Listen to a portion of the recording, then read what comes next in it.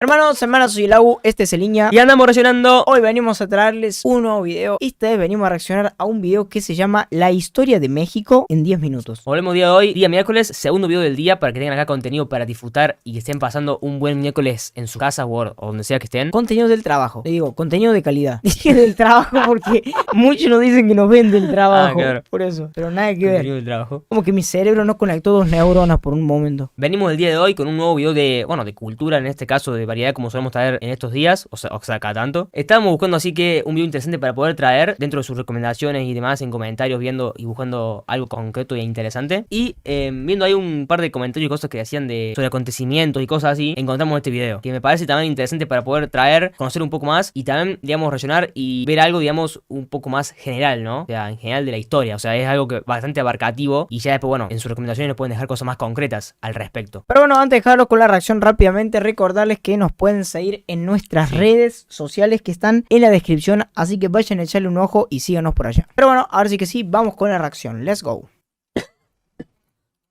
Y mientras grabamos no toso, no sé por qué. Sí, no, es como, bueno, ahora estamos grabando ahora en realidad. O sea, pero bueno, esta parte no va. Como que no lo voy a poner para que vean cómo toses. Ok, ya estamos acá, vamos a ver qué onda. Video se llama La historia de México en 10 minutos. Es de Literalmente. Memorias de Pez. Van a tener el video en la descripción por las Sí. dudas. Espero que no nos cause ningún problema. Memoria de Pez. Así como vamos a ver qué onda. La historia de México en 10 minutos. Vamos a darle, let's go. Hoy en Memorias de Pez hablamos de un país con una rica y extensa historia. Hoy en Memorias de Pez hablamos de la historia de México. Ok. Bien.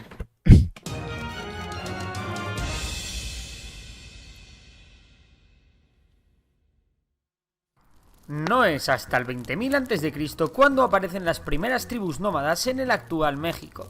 Se dedican a recolectar frutos y a cazar. Estas tribus acaban descubriendo la agricultura y aparecen las primeras aldeas y poblados. Sin embargo, la primera gran civilización no surge en México hasta aproximadamente el 1200 a.C., cuando aparecen los olmecas en la costa del Golfo de México. Los olmecas desarrollaron un gobierno basado en la religión, conocen la escritura y desarrollan un calendario de lluvias gracias a los conocimientos astrológicos que tenían y que les sirvió para mejorar sus cosechas. Los olmecas desaparecieron en el siglo V a.C. por motivos desconocidos. Sin embargo, en el siglo III llegaron los mayas, con una cultura mucho más desarrollada, y se asientan en la península del Yucatán, extendiendo su influencia. Pero por ejemplo, Los mayas. entre los olmecas y los mayas, ¿qué había? Que hay como 7 siglos de diferencia. Ah, yo no soy historiador, por eso no opino. Y una mezcla de olmecas con mayas. Sí, sí, sí. Es que viste, olmecas tiene compita de azteca, final. Sí. Además que te das cuenta de que ya se va metiendo un poco lo que es, porque digamos, el presente está formado por tu historia y tu pasado, ¿no? Sí. Por parte. Entonces, bueno, viste que estaba lo de la religión ya metido, que bueno, sabemos que México es muy importante. Bueno, ahora también vienen los mayas con todo el tema de las pirámides. Sí. Y está bueno este canal, por lo que vemos. Es tipo Drama Live. Claro, que es así como animado. Bueno, claro, dibujado. No es dibujado. Por otras zonas. Los mayas se organizan de forma feudal con grandes señores que podían gobernar varias ciudades cercanas, desarrollan aún más los conocimientos astrológicos e incorporan las matemáticas a su sociedad. Los mayas desarrollaron también importantes redes comerciales con otros pueblos y tribus del actual México y de América Central. Antes de llegar los españoles hay que destacar al Imperio Mexica, que surge en 1325 y que funda Tenochtitlán, su capital. El Imperio Mexica destacó por su organización y su avance tecnológico, que incluía el uso de metales como el oro, la plata o el bronce con fines militares. El problema del Imperio Mexica es que constantemente oprimió a otros pueblos de la zona, algo que sería su perdición. En 1492 Cristóbal Colón llega a América y en los años siguientes los españoles mandan varias expediciones con el objetivo de conquistar todo el Nuevo Mundo. Por cierto, creo que Colón llegó, el primer lugar donde llegó fue a América Central, ¿no? Creo que llegó a esa zona, o sea, cerca de México, a eso me refiero. País, San Salvador. Ah, las Bahamas. Una isla que se llamó San Salvador, pero claro, que son las Bahamas. Bueno, sí, es por esa zona, como decía. Ah, las Bahamas. Cortés derrota al Imperio Mexica ayudándose de otros pueblos locales y establece el Virreinato de Nueva España. Todo este proceso lo podéis ver en profundidad en el vídeo que os dejo en la descripción. Los españoles incorporaron a los habitantes indígenas al imperio. El Imperio Español también se encargó de explotar los recursos mineros mexicanos, especialmente la plata, e incorporó al Virreinato de Nueva España al comercio internacional, conectando Acapulco con Asia a través del Pacífico y conectando el puerto de Veracruz con Europa. Las clases sociales estaban muy marcadas, sin embargo, al contrario que en las colonias inglesas, en el actual México sí hubo una mezcla de razas entre los indígenas y los españoles. Así surgen los criollos, que era gente nacida en América de padres españoles, y los mestizos, que eran hijos generalmente de padre español y madre indígena. Criollo sería como, por ejemplo, un español pero nacido en México, ¿no? Y un mestizo es una mezcla, por lo que entendí. Un mestizo sería como mitad y mitad, digamos, ¿no? Miti, miti, vamos, vamos. Y bueno, acá también todo ese concepto Sí. de criollo. Acá también. Los grandes problemas vinieron con la decadencia del Imperio Español y la llegada de los Borbones con una mentalidad centralista que descuidaba las colonias. Todo esto provocó el comienzo de un movimiento independentista. Algunos sectores de las élites criollas cada vez veían con peores ojos el dominio político y sobre todo económico que ejercían los españoles sobre el virreinato. Por su parte, el pueblo estaba sumido en una crisis económica que creó un gran descontento. En 1808 Napoleón invade España. En ese momento los sectores mexicanos más independentistas aprovechan para alzarse en armas contra el dominio español. Durante los primeros años de lucha los independentistas fracasan, a la par que España gana la guerra contra Francia en Europa. Sin embargo, muchas colonias americanas se habían independizado durante la guerra y México no iba a ser menos. Las élites criollas eran en su mayoría seguidoras del absolutismo de Fernando VII. Sin embargo, cuando en España se produce un levantamiento liberal, las élites criollas optan por sumarse al movimiento independentista. Este apoyo fue definitivo y dará paso a la independencia de México. O sea, muchos criollos que tenían mucha sangre española o totalmente española, no sé, pero vivían en territorio mexicano, se sumaron al movimiento independentista de México. Claro. Y también no hay que estuvo metido por medio la guerra con Francia, de España. México en 1820. El Imperio Mexicano contaba con gran parte de lo que hoy en día es el sur de Estados Unidos y con la mayor parte de Centroamérica. Ah, sí, esto me suena Sí. haberlo visto en la escuela, que le sacaron. Bueno. No sé si le sacaron. Creo que a alguna parte se las vendieron, a otras se las sacaron. Ustedes mismos lo han dicho en comentarios. eh, Por ejemplo, el estado de California, parte del estado de California. Bueno, ahora está como dividido, ¿no? Nuevo México, Texas creo que también. Sin embargo, la crisis económica que provocó la lucha por la independencia hizo a los sectores liberales conspirar contra el emperador Agustín I, que fue derrocado apenas 6 meses después de llegar al poder. Se crea entonces la República Federal Mexicana en 1823 y Centroamérica se separa de México. En 1824 se crea también la Constitución, que recoge la separación de poderes y se elige al primer presidente electo de la República Federal, que será Guadalupe Victoria. Sin embargo, la verdadera estrella de este periodo es Antonio López de Santana, quien rechaza a los españoles y será elegido en multitud de ocasiones para ser presidente. me mandó bola. López de Santana promulga las 7 leyes, una constitución de corte conservador. Sin embargo, del norte venían grandes problemas. Allí los estadounidenses reclamaban unos territorios tejanos. México atacó las posiciones militares de Estados Unidos en la zona y Estados Unidos respondió declarando la guerra.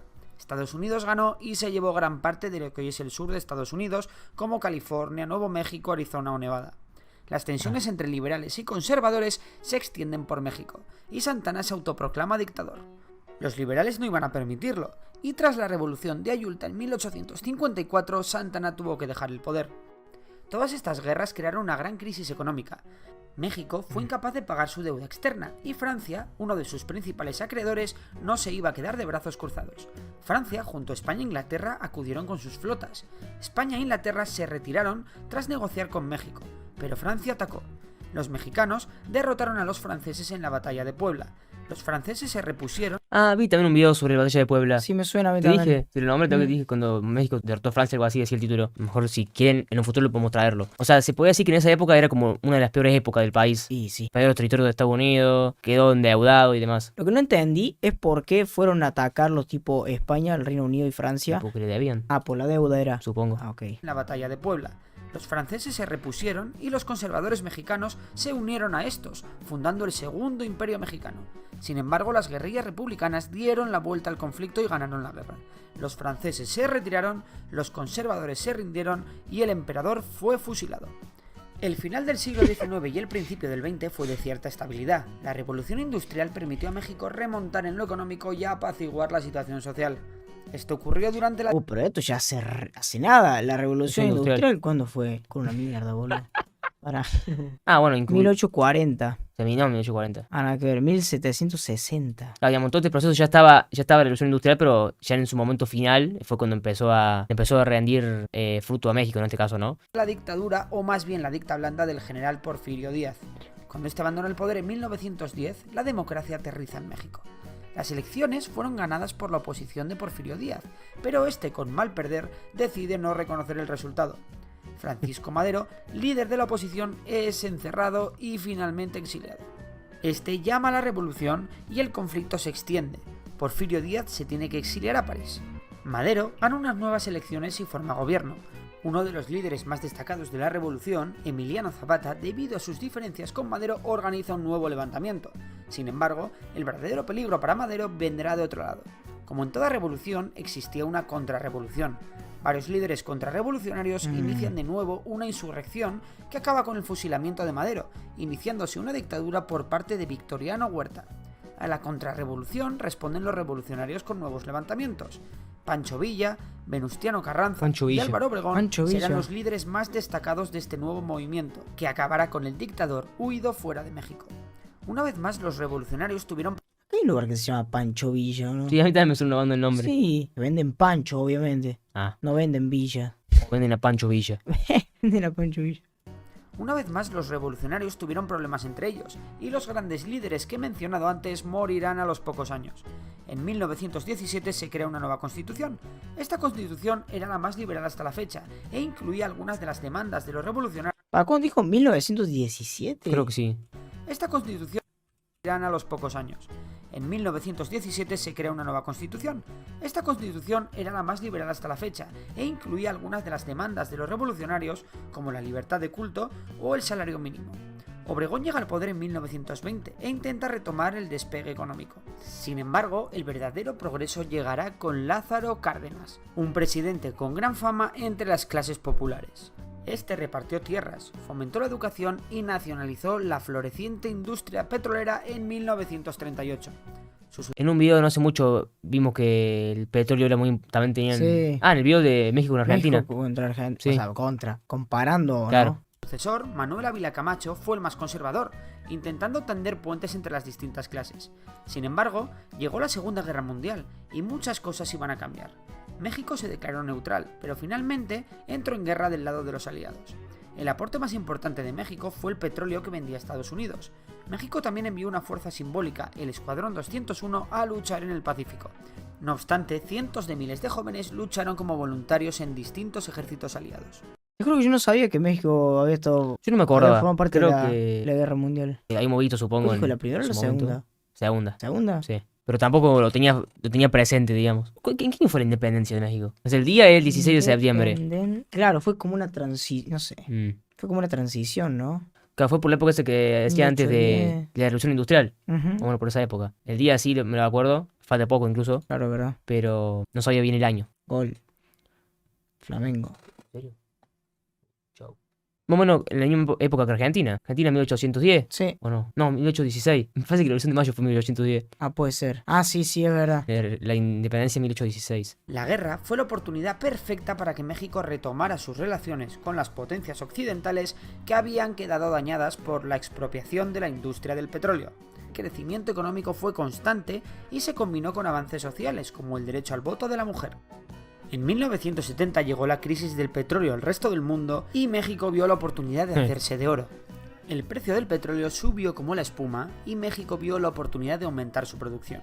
Oferta y Dicho demanda. hecho, México crea el complejo Cantarell, donde aún hoy en día se extrae muchísimo petróleo.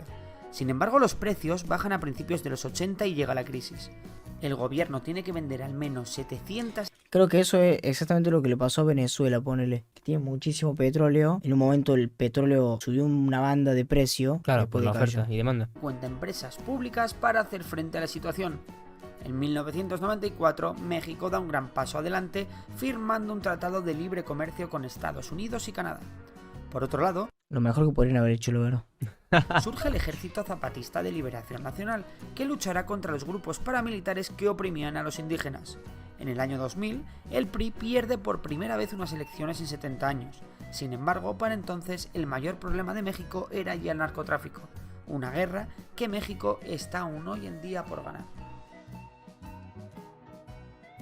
¿Cuándo empezó el El narcotráfico? PRI pierde contra los grupos paramilitares que oprimían a los indígenas. En el año 2000, el PRI pierde por primera vez unas elecciones en 70 años. Sin embargo, para entonces el mayor problema de México era O sea, ya para la década del 2000 más o menos, ¿no? Estaba sentando el problema del narcotráfico, digo. Ah, sí. el narcotráfico, una guerra que México está aún hoy en día por ganar.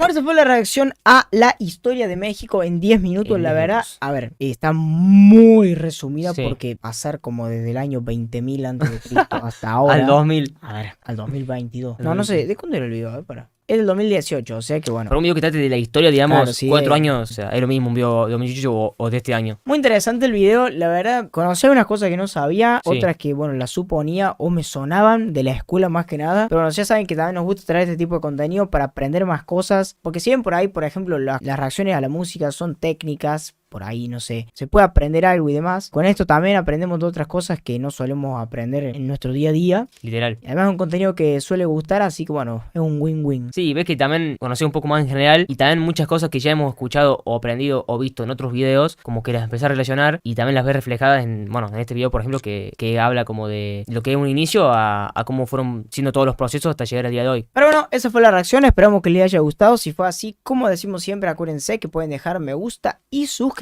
que ayuda muchísimo. Y poco más, ahora sí que sí, nos vemos en la próxima reacción. Chau, chau.